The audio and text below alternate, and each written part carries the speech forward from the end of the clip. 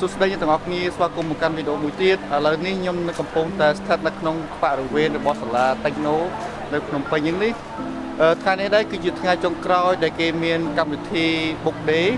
គេមានលក់សៀវភៅ discount ច្រើននៅផ្លិតរបស់ពីភាសាខ្មែរអញ្ចឹងណាហើយយើងអាចមករកទិញសៀវភៅនៅណាបានថ្ងៃនេះសាលាក៏បានទិញសៀវភៅពីរក្បាលដែរនៅសៀវភៅរបស់គាត់ក៏ទិញបានpre-order ទុកមុនទៀតនេះសិភៅរបស់គាត់ហ្នឹងអូខេអញ្ចឹងបើទៀតទាំងអស់គ្នាចង់ដឹងថានៅទីនេះគេមានសិភៅគេខ្លះគេមានកម្មវិធីលេងគេខ្លះយើងមកមើលទាំងអស់គ្នាណាអូខេ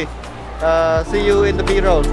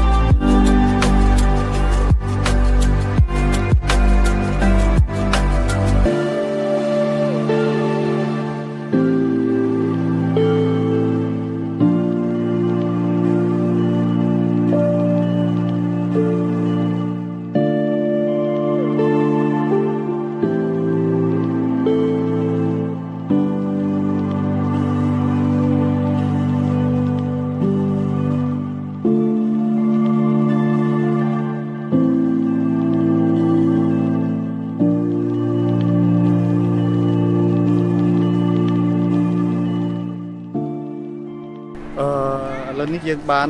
ចូលទិញសៀវភៅហើយយើងដូចយើងទាំងអស់គ្នាបានឃើញអញ្ចឹងថានៅក្នុងបរិវេណសាលា Techno ហ្នឹងឃើញថាគេមានលក់សៀវភៅច្រើននិងកម្មវិធីមនុស្សច្រើនកហ្មងដូចថាប្រហែលជាខ្ញុំមិនដឹងថ្ងៃមុនមិនចឹងណាប្រហែលជាថ្ងៃចុងក្រោយដែរវាអាចជួយធ្វើពួកគាត់មកច្រើនហើយ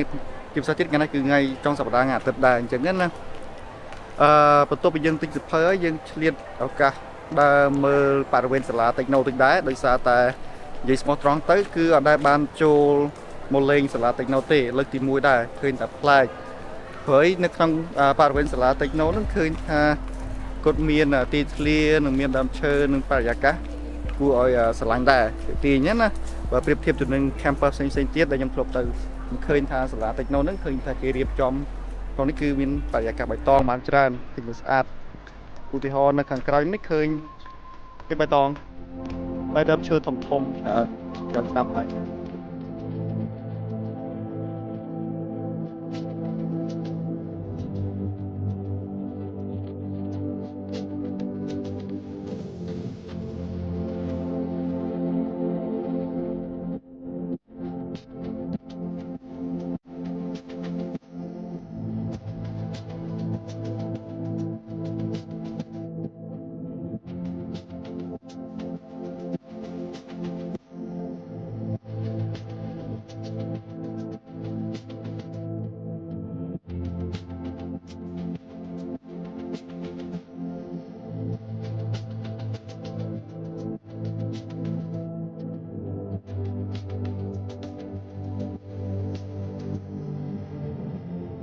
កន្លែងណានៅមុខសាលាតិចណូនោះឃើញថាមាន swimming pool ត្រីមួយដែលថ្លាល្អមែនទេសិតតែត្រីអត់មានដុតឈើទេគឺស្អាតដូច swimming pool មនុស្សយើងដែរអញ្ចឹងទៅមើលបងប្អូនថា swimming pool មិនមើល